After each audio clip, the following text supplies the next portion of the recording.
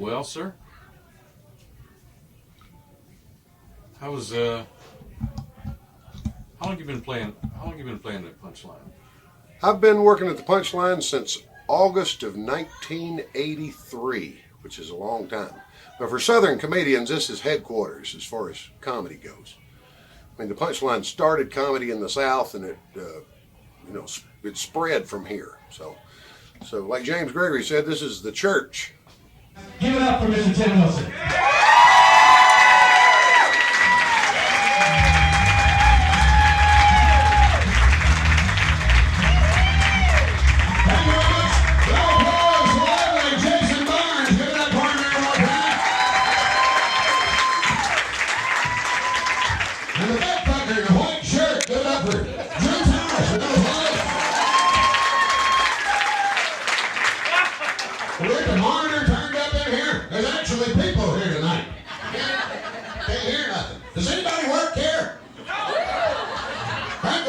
Up. Shit. How you doing, fellas? And dates ought to be getting here any minute. I don't know where the hell they are. Hung up or some shit. Give me a little more monitor there. Turn that fucker up. Just push it up to damn 8. Whatever. Man, is that your daddy or a business trip? Shush. Whatever you're doing, sir, keep doing it. We got one guy, 36 dates at this table. It's a bad Mormon thing or some shit. Black people on my show, good to have you. It's rare. Yeah. Well, I like working with Drew. He brings some people aside fucking white people. I've got his feet. I've got his feet. That's what, waitress. Everybody's paying attention to you, not paying attention to me. I can tell by looking, we're the only ones in this room that voted for Barack Obama for President of the United States. Shit was easy for you to do. Wasn't easy for me to do. I'm a cracker ass, Georgia ass, cracker ass, Georgia ass. So I hope it don't turn out to be Jimmy Carter with a tan. I couldn't do the McCain thing. My friends, my fellow prisoners. Like voting for Beavis or some shit. Wait a minute, John McCain was in the military. Fuck, Lee Harvey Oswald was in the military. Benedict Arnold was in the military. Jimi Hendrix was a paratrooper. My cousin was in Vietnam. Hell, he's framing houses in North Georgia. I don't want that asshole being president. He might make a pretty good FEMA director. But he never shows up. He knows quite a bit about judging show horses, which was W's criteria for FEMA director. The only FEMA I saw at Katrina was Kafema Jackson. She's holding a big armload of Huggies going, where are those motherfuckers? Felt bad for the people in Mississippi lost their houses. But I didn't really feel all that bad about it. I almost lost a house on a blackjack table in Biloxi, Mississippi. And those people didn't give a fuck. I didn't see a $2,000 credit card and a Red Cross truck waiting on my ass. Left out of Mississippi. And I specifically remember when I doubled down on that 11 and that Mississippi woman hit me with a 2. I think I said, dear God, if you ever get a chance to blow these assholes away with a hurricane. So I'm starting to think it was me. So Cherokee gets hit by locusts. You'll know it was me, losing my ass on a Let It Ride table up there. My wife was at Paula Dean on Food Network. Hi-yo, hi-yo. I'm Southern as a chicken. That woman's like some sort of leftover Confederate spy or some shit. Whose job is to poison as many Indiana women with a bunch of food that doesn't actually exist. But she's making up stuff at this point. Today, y'all, we're gonna make a cat shit pork chop. With 400 pounds of butter in it. They get their blood pressure about 1,000 over 200. Thanks for killing my uncle, Paula. How'd you go to her house for Christmas? You wouldn't have eggnog, you'd have egg club. Today, y'all, we're gonna make some barbecue ribs and fall off the fucking bone. I don't want my ribs falling off a damn bone. I want a bone and a rib. If I don't want a bone and a rib, I'd have got pulled pork. If I don't want a bone anywhere close to a rib, I'd have got a McRib. You ever take the bone off one of them, get that fake ass bone? Well, y'all would was just a lot more sophisticated than me. 26. You played Little League baseball, sir? No, I don't. You're a puss. Did you play any kind of organized youth sports at all? Or? You got a little plastic ass trophy for participating, too, didn't you, sir? They didn't even put your name on it, just mailed it to you. We never got trophies. Not unless you hit a home run, won a championship. Marble bottom damn trophy. Too heavy to mail. Tall thing made out of lead and mercury. Painted in China.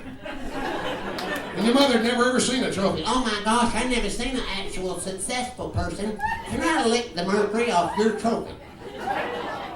Because y'all didn't grow up, y'all grew up scared of mercury. Won't fish, won't eat sushi. Ooh, mercury will get us. Ooh, mercury. We won't pass a thermometer without tearing it in half. Is that real mercury? We used to go to school, kids, put your math books down, get your science book out, get your mercury back out. Yours is dripping off the desk. Pick that up. You got some in your eye. So you had a carpeted school and air conditioning. We had asbestos linoleum tile, 35 windows open. The only thing blowing was asbestos. You wanted air, you had to call Cliff at maintenance. Cliff, it's hotter than butt and 2B. Get a sky blue fan, roll down here at 2B. These kids are in a sweat down here, Cliff. On the shake. So you went to school, you had to make sure that each child had the tools of learning and success and access to a computer. We didn't have access to a damn thing. I saw Neil Armstrong walk on the moon in 1969. I almost didn't get to see it because Doris Johnson from Audio Visual wouldn't hurry the fuck up with the TV. And Johnson, they almost on the moon. Get the TV down here. I don't want these kids to miss this. They drank the Tang already. Tell Cliff to bring that fucking fan. So you had a drug problem at your school. Why? Because you had a Xerox machine. We never had any drug problems in school. Why? Because we had a purple ink mimeograph machine. Like them homemade tests. It smelled kind of like shit, but kind of good at the same time. Teachers hitting them. Man Johnson, can we get some more purple mimeograph ink to 2B? Tell Cliff to forget the fan. It was America. We grew up in America. Y'all grew up in what I call Americapus. A little bit of a gentler, softer America. Did you see the new Texas Chainsaw Massacre? No, I didn't. You a puss? No, we were actually the pusses on that one. Texas Chainsaw came out in 1974. Barely had a drop of blood in it. Scared the fuck out of us. You had to like reach over and pick your fuck up. And have that narrator. The film you're about to witness is going to scare the fuck out of you. The most macabre film in the annals of American crime. If you want goobers, you better go get them now. Y'all know who the narrator of Texas Chainsaw Massacre was? John Larroquette from Night Court. No shit. You're gonna learn some shit on my show, man. Larry, the cable guy, don't give a fuck about you, man. I'm worried sick about you. He's trying to make a payment on a Learjet. I'm trying to make a payment on a Lear truck cover. Help me. Texas Chainsaw, they had that van full of hippies. And that one girl's brother was crippled. He wasn't handicapped, it was 1974, he was crippled. Handicapped didn't come out to 76. It was Jimmy Carter. Here we go through the woods in a wheelchair. Oh yeah, he's gonna live. See, your Texas Chainsaw Massacre, he had some sort of a bacterial infection in his nose and it caused his nose to fall off and the other kids at school didn't understand and they treated him terribly and his mother was trying to make ends meet working as a single mom and she lost her pension and her insurance and it was George W.'s fault because that fucker was from Texas.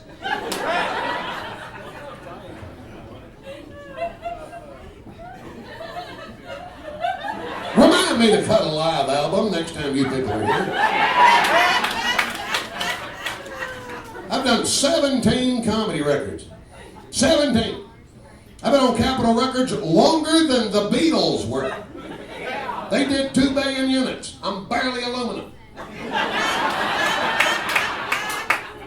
But this is the show I drove 28 years to get to.